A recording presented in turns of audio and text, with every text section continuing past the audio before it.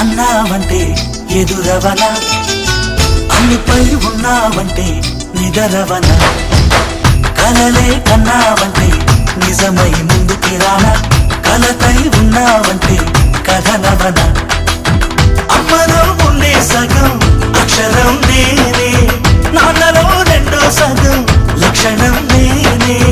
అమ్మ తోడు నాన్న తోడు అన్ని నీకు అన్నే చూడు, చెల్లిపోని బంధం నేనమ్మా, చిటి చెల్లెమ్మా, వెళ్ళిపోని చుట్టం నేనమ్మా.